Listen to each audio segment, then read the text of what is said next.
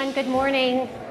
Good morning. Thank you for being here. I'm Anna Bross, Senior Vice President of Communications for The Atlantic, and I'm pleased to welcome you to our final day of the Atlantic Festival. We're back here in person at the historic Wharf, the new home of The Atlantic in Washington, D.C. After 2 years of exclusively virtual programming, we're so pleased to have us all here in person. And I'm excited to welcome you all to How to Build a Life Live with Arthur C. Brooks and Daniel Pink.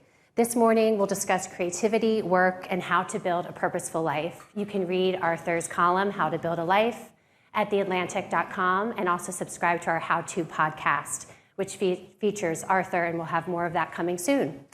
A few practical notes: please silence your cell phones, but don't put them away. When posting on social, you can use the hashtag TAF22, and we want you to be part of the conversation online. Now, let's get started. Please welcome Arthur Brooks and Daniel Pink.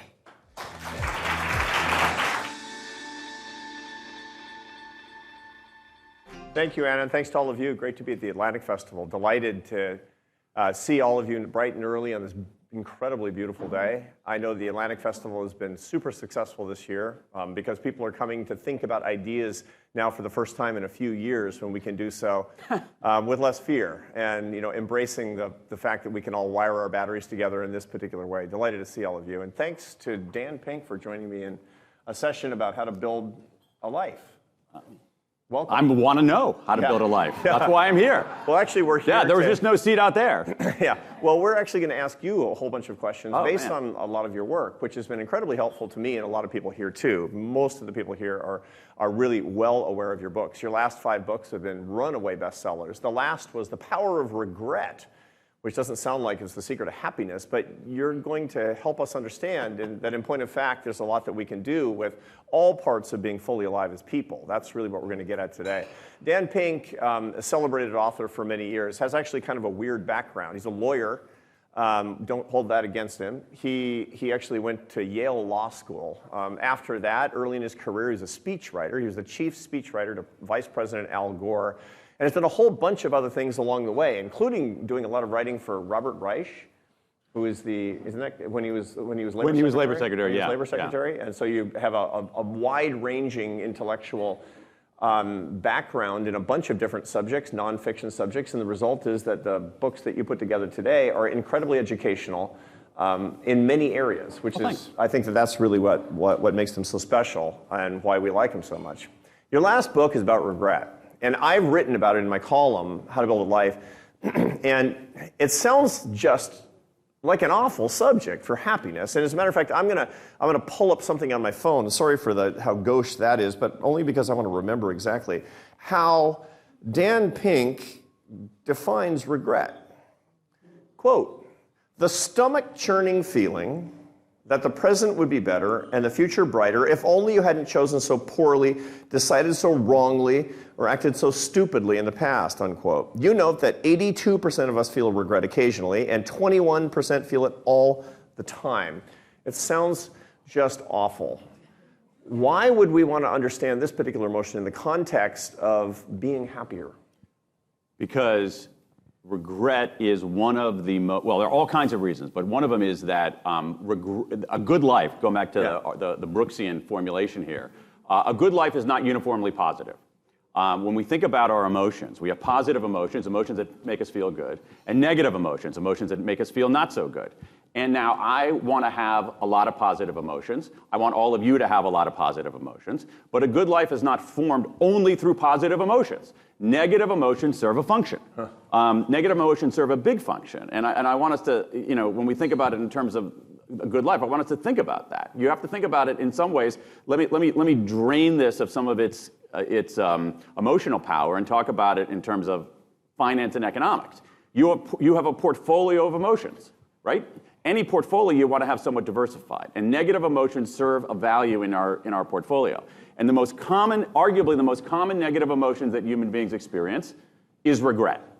There's all kinds of research across all kinds of different domains showing that. There's research in social psychology showing that when you actually record the everyday conversations of people and then code those transcripts for the emotions expressed, the most common negative emotion is regret.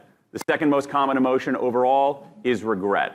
even though we have this philosophy of no regrets, this kind of performed courage of saying, I don't have any regrets. I always look forward, never look backward. I'm always positive rather than negative. The number of people who truly don't have regrets is minimal, and we can describe that population. Here's who doesn't have regrets. 5-year-olds. I'm dead serious. We have developmental psychology showing, think about regret for a moment here, guys. Regret is incredibly cognitively complex. What, do you have a regret you want to share with us? Not right now. Okay. So, Yeah. well, we can use that as, so let's say, we'll see after the anybody session, anybody have a regret they want to share? Yeah. Doesn't have to be dramatic. Yeah. Yeah. Okay, fantastic. Okay, that's fantastic. Tell me your first name. Katie. So Katie, okay, so think about what's happening cognitively with Katie, all right? So what Katie is doing is like, if only I had brought a jacket. So what's she doing? At the first, what she's doing is she's doing some mental time travel. So she's going back in time, not that far back in time, to this morning, I guess, Katie. Katie, where do you live? D.C. Where in D.C.? 14th Street. So Katie is back, your apartment house? Apartment. So she's in an apartment at her, I like the very concise, crisp, and immediate answers. Yeah. I appreciate it.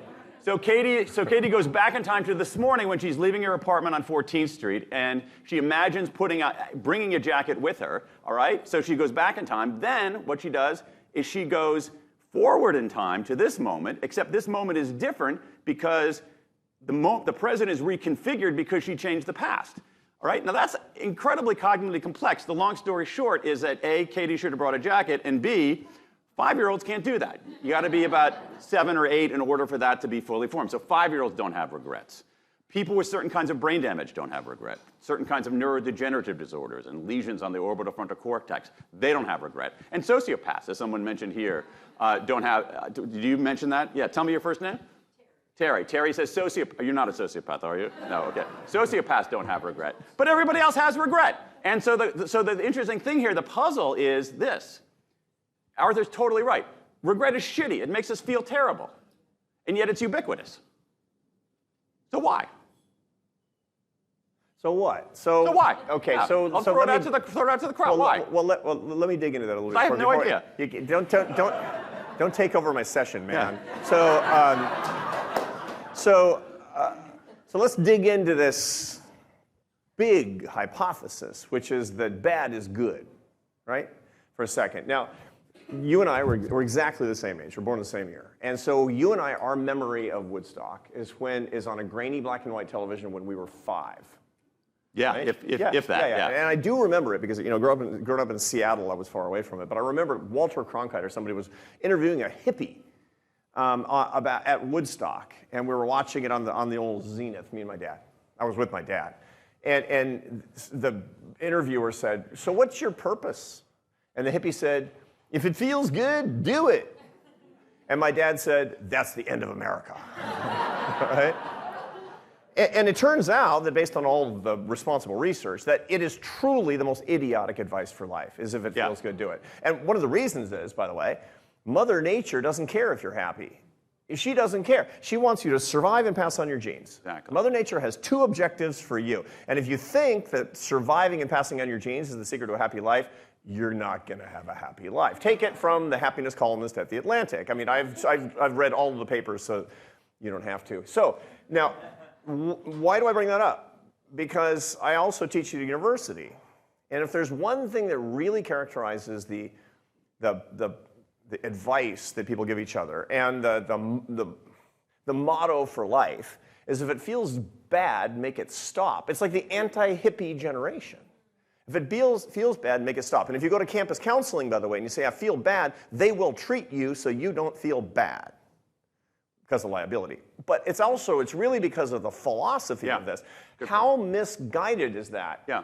It's a great point, Arthur. And I think what we have to do is, the question is that what do we do when we feel bad? All right? What do we do when we feel bad? And I think that there is a third way, in a sense, of this. And I think you're right about, let's come back to the mental health issue here too. So when we think about an experience like regret, we can put our fingers in our ears and say, blah, blah, blah, no regrets. I don't have any regrets. right? And we think, in some ways, because we've been sold a bill of goods, that a good life is, if it feels good, do it. If it feels bad, make it stop. I think that that's, in some ways, the impulse behind this idea. I don't have any regrets. I never look backward. I'm positive all the time. That is not a recipe for a good life. That's a pathway to delusion. Now, the other side of that is to say, oh my God, I feel regret. There must be something wrong with me. I'm going to wallow in the regret. I'm going to ruminate on the regret. I'm going to stew on that regret. That's a really bad idea too. What we want to do is the third way. We want to confront it. We want to look at our regret. We want to think about it. We want to use regret and negative emotions in general as a signal, as information, as data, as the world telling you something, and then process it in a systematic way. And when we do that, we have evidence. Take the emotion of regret. We have evidence in social psychology and other domains that if we do that with this emotion of regret, it can help us become better negotiators. Put people into a negotiation session, have the experimenter say, what do you regret doing or not doing in that negotiation? You invite the negative experience. People do better in the next negotiation session. Helps us become better problem solvers. Helps us avoid cognitive biases. Helps us become better strategists. Helps us find greater meaning in life. But what we have to do is we have to treat it right. So negative emotions, feeling bad is not inherently valuable. It's what we do with that negative. It's what we do with that negative emotion. And I think in some ways, American society is completely over-indexed on positivity. I want everybody to feel good and feel positive, but I don't want you to feel good all the time. Yeah. Because what I want you to do is I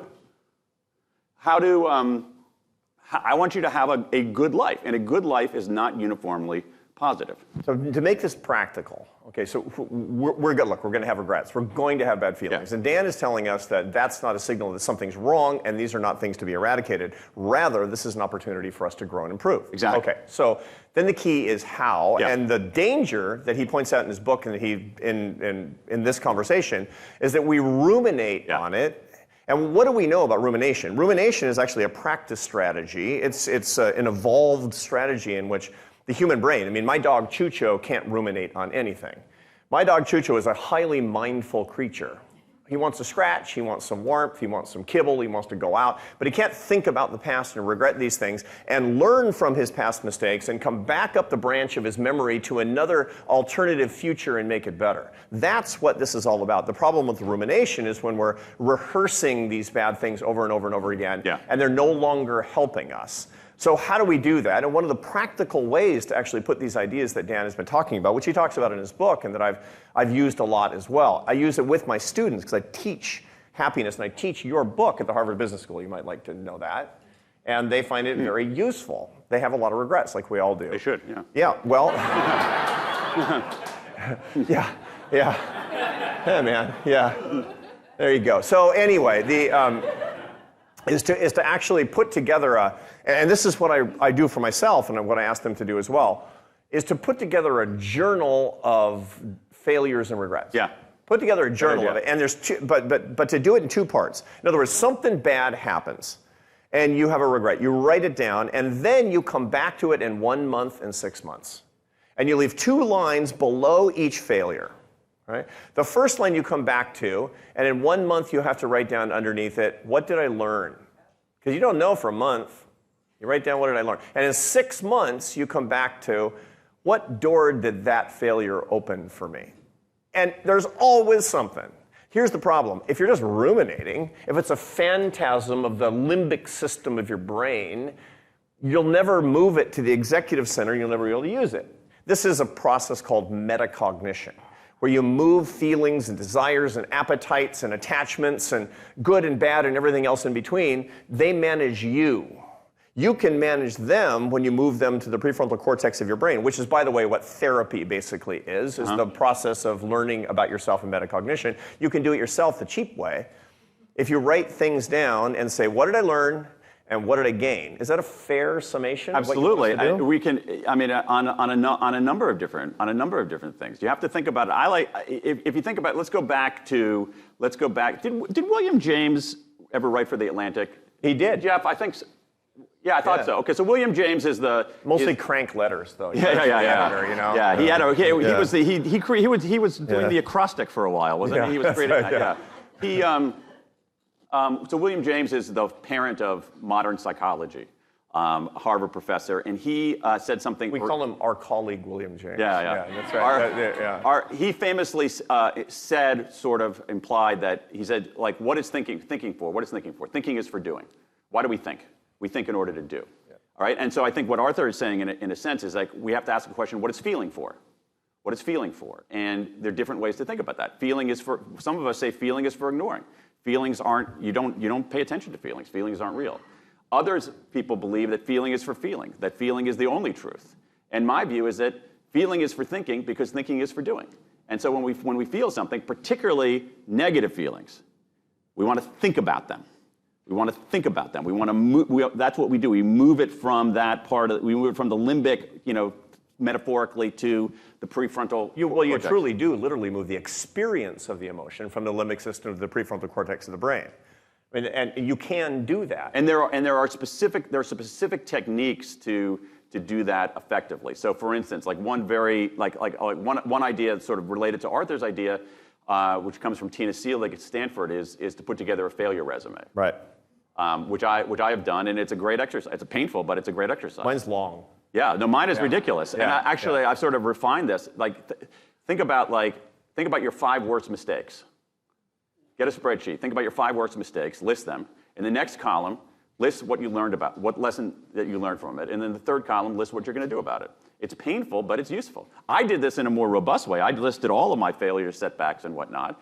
And I discovered a couple of things. One was that it was super useful, much cheaper than therapy. One thing that I discovered in listing all of them was that, so I list a failure, setback, mistake, whatever, and I look for the lesson, and then in some cases, there wasn't a lesson. It's like shit happens, and that's, in some ways, thinking about that is a relief. Feeling bad about that was terrible. Thinking about it actually was a little bit of relief. And the other thing that I discovered was that I kept making the same mistakes over and over again. That the lessons that I was deriving from my mistakes, I kept seeing the same 2 lessons over and over again. And so that's like, hello, don't do that. So that's one thing. The other thing, which I think is really important, and I didn't know about this until recently, you probably knew about some of this research, is the research on what's called self-compassion. Anybody familiar with that? Yep. Cool, yeah. So self-compassion is something that can arrest the march toward rumination, right? And in some ways, it's an important first step in that. So when we make a mistake, when we screw up, everybody engages in self-talk, right? We talk to ourselves silently. So when you make a mistake, what does your self-talk sound like? Anybody out there? Anybody want to broadcast their self-talk? No, I'm dead serious, yeah.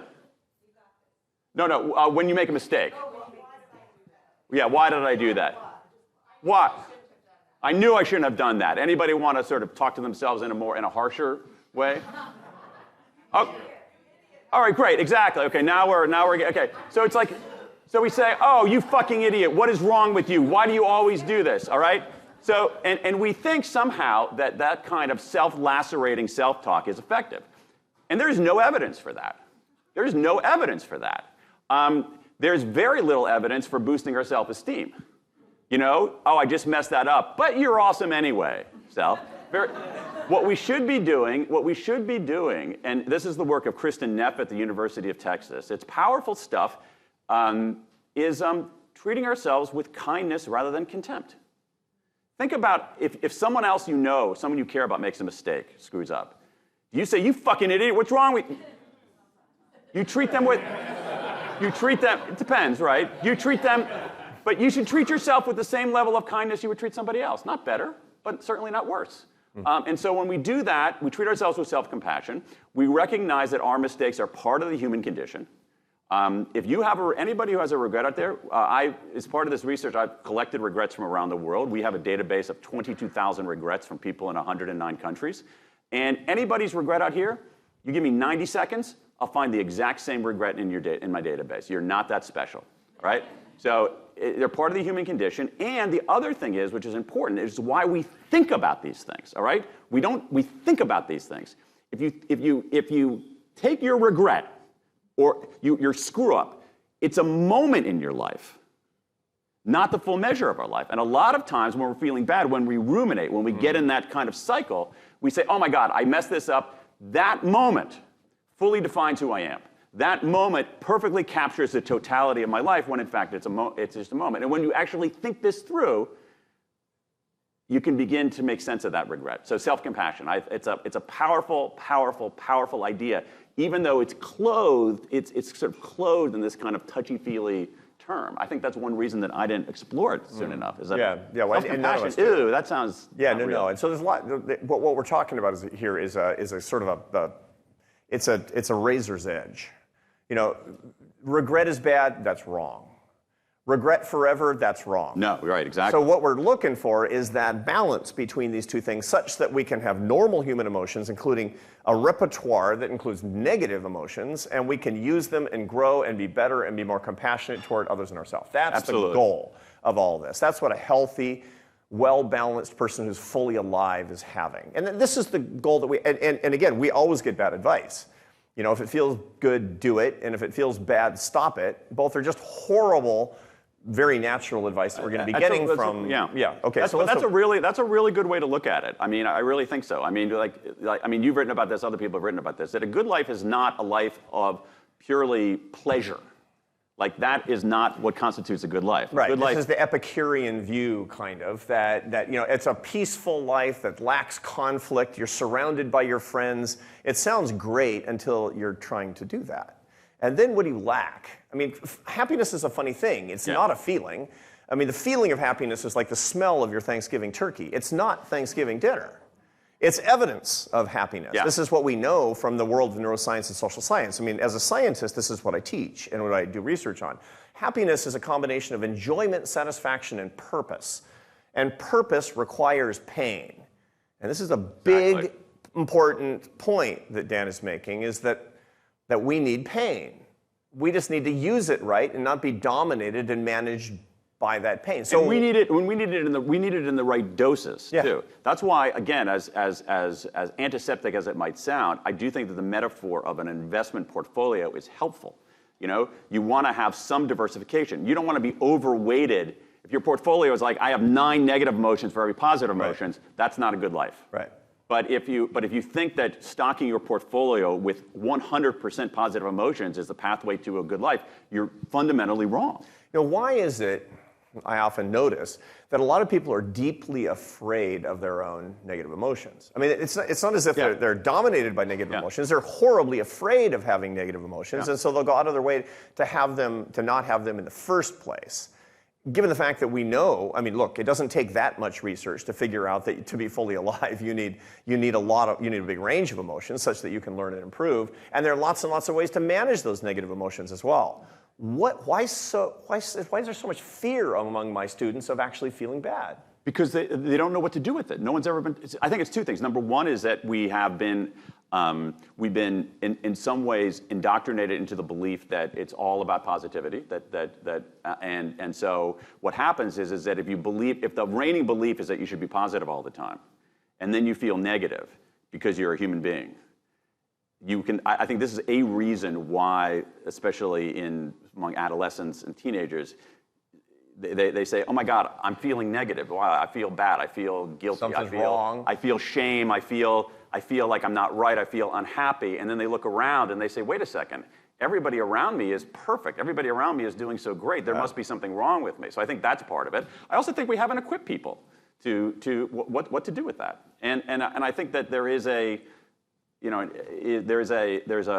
some of our religious traditions actually do a better job of equipping people to contend with negative emotions than our secular world does. You know, speaking of that, I mean, when you talk about ways to manage our negative emotions such that they can improve our lives, you talk about journaling, or keeping a list of your failures, or in my case, I'm married to a Spaniard, so my wife keeps that list of my failures. You can go to therapy, but one of the most interesting things, I'm a Roman Catholic, right? And people, confession, what a drag. Confession, what a total drag, right? Are you kidding me? I get to go in and make a list of my failures and get absolution. That's exactly what Dan is talking about here, right? And the whole point is, okay, maybe most of you aren't Catholics. Do your version. Figure out your own version of the confessional. It might just be exactly what we're what we're looking for, right? And yeah, I think you're exactly right. And let's explore the mechanism there, because I think it's useful, particularly for the secular people like me who want an argument for these things, okay? Who want a theory of the case for these things. And here's the theory of the case, and I think it's the same case. The case for journaling and the case for confession is similar. And I think that the power of confession is not only in the absolution. In fact, I think the absolution is a second order benefit. Right. I think the first order benefit is the confession itself. You said it. Well, but let's explore that. Emotions. Let's go back to your Thanksgiving turkey. The aroma of your Thanksgiving turkey, okay? Emotions, by their very nature, are like that. They're vaporous. They're abstract, all right? That's what makes positive emotions feel good. But it's what makes negative emotions feel bad. So, if you write about your negative emotions, if you talk about your negative emotions, what do? You take that abstraction and you transmute it into words, which are more concrete. And those words are less menacing. Now, Sonia Lyubomirsky has some fascinating research showing that if you write about your negative emotions, even for 15 minutes a day for 3 days, you defang them.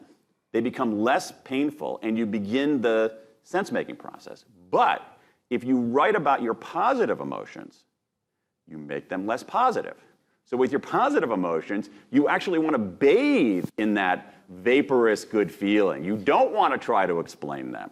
But with negative emotions, you want to, forgive the 50-cent word, you want to transmute them. You want to go through almost like a phase change in chemistry from this vapor into something more concrete. Now, tell me about how this impacts a lot of the research about, for example, gratitude.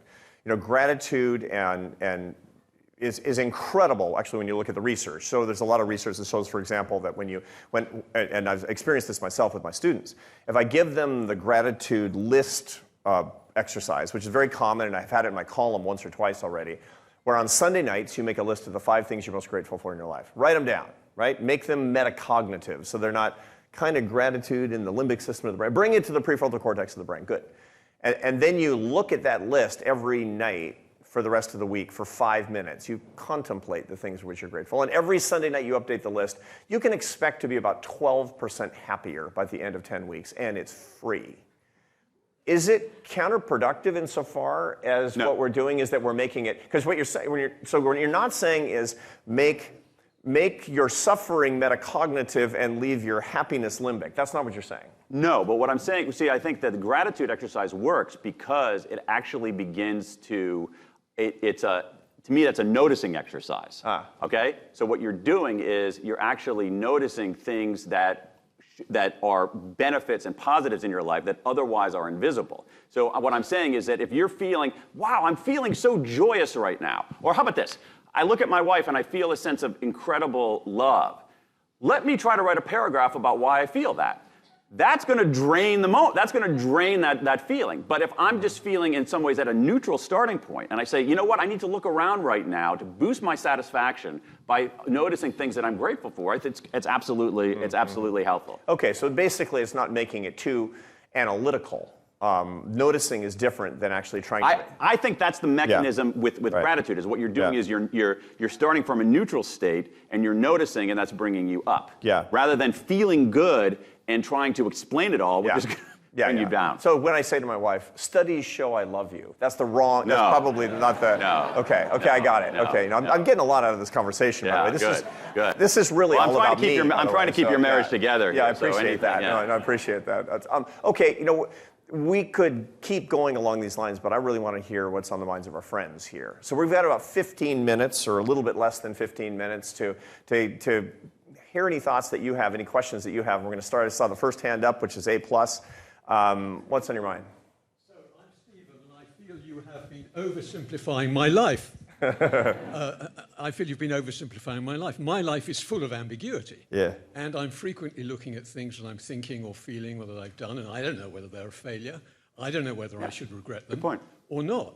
And I think, for me, the most important thing is to learn to live with that ambiguity and to be happy with it, instead of, as I think you're pushing me more in the other direction of trying to give each thing definition, which I don't feel I'm going to succeed in. What do you think about that? So he's basically... Well, can I do a follow-up, Stephen? Yeah. Give me a sense of something that give me an example of that kind of that ambiguity you're describing. Well, let's take, I've made 2 major career changes right, in my life. And I don't know whether they were good or bad, right? All I do know is that I'm in a different place now than if I hadn't made those changes. Tell us what those changes were, seriously, because I think that being specific here is possible. Because what I'm saying is, keep going, yeah. Okay. Well, I mean, my first career, I worked for a government, right? And you can tell from my accent, it was not the American government. And then I became an entrepreneurial business person, and then I became a consultant. There were reasons why those 3 things happened. I'm very happy I had 3 careers. If I say to myself, oh, was that a mistake? Should I have gone on with that one or whatever? It just gets me nowhere. And I don't feel that there's anything I can do in terms of bringing stuff forward or backward or in my mind or whatever that will answer that question. So I'm okay with it being unanswered and unanswerable. Yeah. Yeah, I think that when you make that, is there anything you regret about that first transition from government to entrepreneurship? No, I don't think so. No. Did you make any mistakes in that transition? Probably. Yeah. Yeah. All I'm saying is that you can have a situation. This comes up a lot. I'll tell you what this is reminding me of, and forgive me for being ineptly Socratic in my ways of trying to draw this out of you.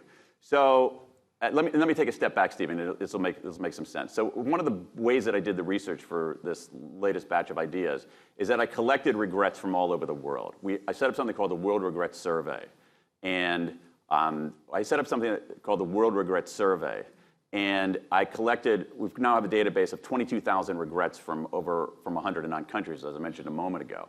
And I think what's interesting is that a lot of times people felt a sense of ambiguity when they submitted something to the World Regrets Survey. They would say, I don't really have any regrets, but 10 years ago I bullied a kid and I really feel bad about it, all right? But sometimes they would say, well, I really regret marrying my first wife, but that led me to where I am today and I'm happy with my life as it is. And I think it's possible to be happy with there's an ambiguity when we're happy with our life right now, but still look backward and wish we had done something differently and wish we had done something in a different way. And I think it's possible to sort of allow that ambiguity, but still take that mistake, that error, and extract a lesson from it that we can apply in the future.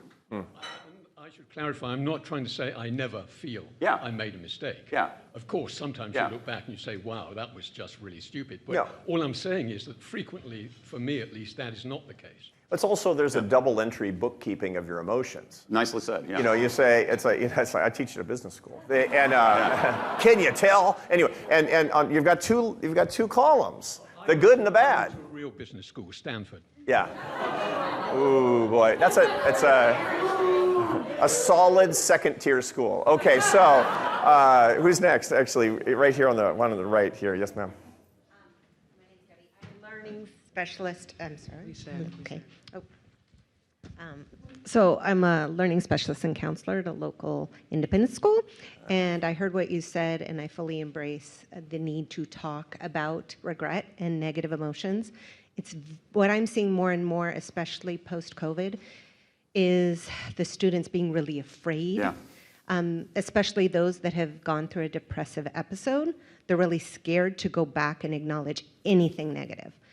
They're like, I want to stay out of the hole. I want to stay up, up, up. And they just feel like this, everything's positive, positive, positive, positive. And it's, I don't know how to reach that. I don't know how to go beyond that layer of fear for them. I think that's difficult, especially in your role, because you're only seeing these kids for a small portion of their lives, and the emotion, the experience they're having is the totality of their lives. I think and I don't think there's an easy answer to that. I think there are a few things that can happen. I think that it's actually important for adults to, as a father of 3, I know this very well. Kids don't listen to what you say, but they watch what you do. And so I think it's important for adults to model this. I think a useful conversation that you can have is to say, let me tell you about a regret that I have, let me tell you what I learned from it, and let me tell you what I'm going to do about it. And I think that just that simple process can be really useful to you. I think really useful to them. I think that one of the things we see in schools as well as in companies is the incredible importance of psychological safety. I think one reason that people are scared about revealing their emotions is not only the revisiting. I think that's part of it, but I don't think that's all of it. I think part of it is what they fear is going to be the social suffering that they're going to take if they reveal that to other people. And so establishing that degree of psychological safety. The other thing is especially with young people, just start small. Start small. But I don't want to say there's an easy way to answer that question, but I do think that it begins with adults modeling that behavior. Sure. Believe me, I don't know how many parents there are out there. If you tell your kids about a mistake that you made, they are all ears, all right? If you tell your kid about, oh, I did this great thing, or look what I did, they don't give a crap at all right? But if you tell your kids, hey, I made this mistake, here's what I learned from it, here's what I'm going to do about it, I think that they listen. We have a tendency at the higher ed level, at least, to overemphasize feelings as opposed to management of feelings. What are your feelings? Yeah. Tell me about your feelings. Are you having good feelings? Yeah. Are you having bad feelings? And look, I'm telling you, if you go there, it's all ghosts and bad things. Because they feel the more you talk about their feelings as opposed to the management of those feelings, the more that they are going to feel managed, the less control they're actually going to have, as opposed to what are the feelings that we're having and what are the way that we're going to manage those feelings. We can do this because we're competent, because we're learning, we're in the process of learning how to be adults. This is a skill. Absolutely. This is Dan's point, right? And to the extent that it's all like a sit around in a circle and talk about what feelings we actually have with actually no solutions to it, this is unhelpful in the same way that it's unhelpful in our lives to be managed by our feelings. That's the trap of feelings are for feelings. What are feelings for? Yep. Feelings are for thinking. All right, next. I thank you very much. I want to know what is the time limit. So you've got the regret, you've got the rumination, and the analysis gets in your head, and you've got the lessons, and you know what you gain from it, but how long should all that take? Yeah. Yeah. Your mileage may vary. I mean, it's not like, there's not any, I don't think there's an answer to, I don't think there's an answer Well, to that. not an hour and not 50 years. Let's put some parameters around it. So your mileage might vary, but I mean, and Dan, I'll tell you a way the book is worth reading. I'll tell you a way to think about it. I'll tell you a way to think about it. So I have this woman who, all these regrets that I collected. There's a woman who, it's a 71-year-old woman from New Jersey who who contributed this regret where she regretted, her mother would send her to the grocery store when she was 10 years old, and she would shoplift stuff from the grocer. And she wrote in and said, I still feel regret about that. I still feel bad about that. I still feel guilty about that. And on that one, I'm like, you got to forgive yourself, man. I mean, it was 61 years ago, and a way to forgive yourself though is at some level is to recognize that the person you were then and the person you are now are different people. And so there's a way to do a little bit of, we see some evidence of this. Hal Hirschfield at UCLA has some interesting work on this. Where there's a way to sort of envision yourself as a different person and essentially say, well, 10-year-old me was very different from 71-year-old me, and I'm just going to essentially absolve 10-year-old me. And that's a way to deal with it. However, if you keep spinning on it, it might suggest that maybe you haven't found the right lesson from it. Maybe you haven't confronted the real lesson there. One thing is worth pointing out in the process of confession, there's 3 steps. I only gave 2. The first step is confessing. The second is absolution. The third is actually doing something. Exactly. Right? You got to do, and part of the reason that you do that is because you actually need to repay for when you have a debt. And maybe it's pro forma. It's 3 prayers. It's an Our Father and 2 Hail Marys. In the case of, the typical, it's like, that's all I got? But there's lots that you can do when you have a simulacrum for this process in the non-traditionally religious sense. A lot of people will say, there's nothing I can do to make up to that person whose heart I broke so callously when I was in high school or college, the person I treated so shabbily. But there is a lot that you can do because, there's that ancient Jewish concept that every person is the whole world. So find another person. Yeah.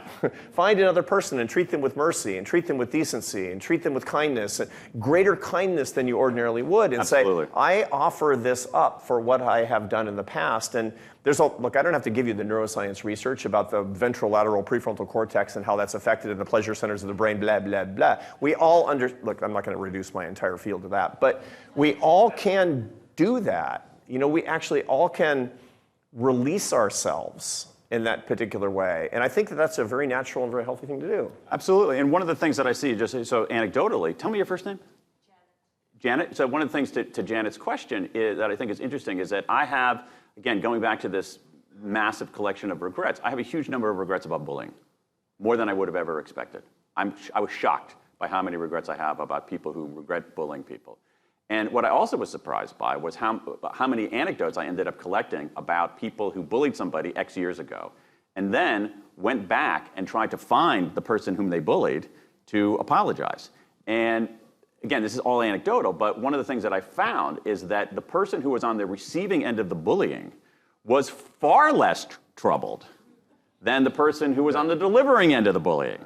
And so that act was as sort of a form of expiation for the bully and less meaningful for the bully. But what Arthur is saying about taking it forward is really important. I'll give you an example from my own life. Some regrets that I have, because it's very much on point here, which is that I was never a bully, but I have regrets about kindness from when I was younger. A lot of regrets about kindness when I was younger. And when I was younger, maybe in like college and as a young person, young professional, I never was sort of directly bullying people, but I was in many situations in my life where people I was around and people were not being treated fairly. They were being excluded. They were not being treated right. And it's not like I didn't see it. I saw it. It's not like I didn't know it was wrong. I knew it was wrong. But I didn't do anything. I didn't say anything. And that has bugged me. That bugged me for 10 years, 20 years. Now, what do I do with that? No regrets, no regrets. That's not healthy. I could also say, oh my God, I'm the worst person in the world. I'm a total horrible human being. I'm just absolutely terrible. I don't deserve anything. Nope, that's a bad idea too. What I do is I say, wait a second. What is this regret doing? This regret is clarifying what I value. And it turns out I might value kindness more than I might consciously realize. All right? Think about all the decisions you made. Think about all the decisions you made yesterday. Most of them you don't even remember. You know, think about all the decisions you made last week or last year. I mean, almost none of them you remember. So if I'm taking an action or making a decision 10 years ago, 20 years ago, 30 years ago, and I remember it, and it makes me feel bad, that's a pretty strong signal. So it clarifies what I value, but even though I can't go back in time to deal with that, as Arthur is saying, I can take that and say, you know what? It instructs me on how to live in the future. And because of that, I think, I try at least, because of that experience, I think I have tried to become a kinder person. So if I'm in situations where someone is being left out, I try to bring them in, because I don't want future me to experience what the crappy feeling that negative me is experiencing. And so there are ways to carry that forward without directly making amends to someone whom you hurt. We're running out of time, and you have other places to be at the Atlantic Festival. This is not the only interesting session. It's hard for me to believe. It's the best. It's the best. Yeah. I mean, it's like that's unambiguous. But what I want to do is I want to make sure that we can put a bow around this. You have something tangible, that the 4 big points that Dan is making and that we're getting out of this session, including from you. These are the 4 big takeaways as I see them. So I want you to say yes or no. Okay. These are the 4 big points. Shoot. Point number 1: suffering is normal and healthy, and you're actually unhealthy if you don't feel suffering, as long as it's within boundaries. It's part of a normal life. Suffering is part of a normal life, and it's really what you do with that negativity that matters the most. Okay? Okay. Point number 2, not just normal. Suffering is sacred. Suffering is important. And in point of fact, you will not have adequate purpose and meaning in your life if you don't suffer. A little. Suffer a little. Suffer some. I agree with that completely. I agree with that completely. A good life is not a life devoid of pain, suffering, and unpleasantness. Now, these 2 points, the first 2 points, are entirely transgressive against the modern culture, particularly that of social media. If you believe the 2 things that we've just put forward here, suffering is normal and healthy within boundaries, and suffering is sacred in proper dosages because it gets you to where you need to be in your life, you have just basically said that the entire culture of toxic positivity and social comparison and the entire infrastructure of it feels bad, make it go away, is wrong, and we need to militate against it in our lives and the lives of our young people. Okay. Now, 3. It's healthy and within boundaries, and it's sacred, but don't let your suffering manage you. Learn to manage your suffering. And we've talked about all the ways to do that, from journaling and from therapy and from listing, but basically it's all about moving your suffering from the phantasm of your limbic system into the human version of your brain, the prefrontal cortex, by actually moving the experience of that suffering to something you can understand and confront. Don't let suffering manage you, manage your suffering. Yep. Use your regrets as a signal, as information, as a knock at the door. What do you do with a knock at? Think about it this way. Think about it as a knock at regret as a knock at the door. What do you do when you get a knock at the door? You can say, "I don't hear anything. I don't hear anything." Bad idea. You can dive under the couch because you're terrified about who's at the door, or you can say, "Hey, who's here?" And that leads directly to point number 4, which is don't be afraid of your suffering. Have courage and optimism and hope, because this is the great source of your opportunity. And the fear of your suffering is worse than the suffering itself. Always. Don't be afraid. Is that point number 4? Absolutely. And let's come back to that courage point, because I do think that this idea that people say when they get I have people who I write about who have tattoos that say no regrets. All right? And I mean, that's, if you think about, I'm dead serious about that. I also have a guy who got his no regrets tattoo removed because he regretted it. But when you think about that, like that's a pretty strong commitment to a belief system, right? You know, to have it enshrined on your body. And I think that no regrets, I'm going to pick up on a very important word Arthur just said, which is courage. When people say that, I think they're performing courage. But that's not what courage is. Courage isn't saying I have no regrets. Courage is looking your regrets in the eye and doing something about them. And that is, I think that is the path to a life well lived. Is that always pleasant? No. Parts of it are distinctly unpleasant. But a good life, a meaningful life, a rich life has degrees of unpleasantness and suffering. And if you spend your life trying to avoid that or make it stop, you are not living well. Daniel Pink. Hey, thanks.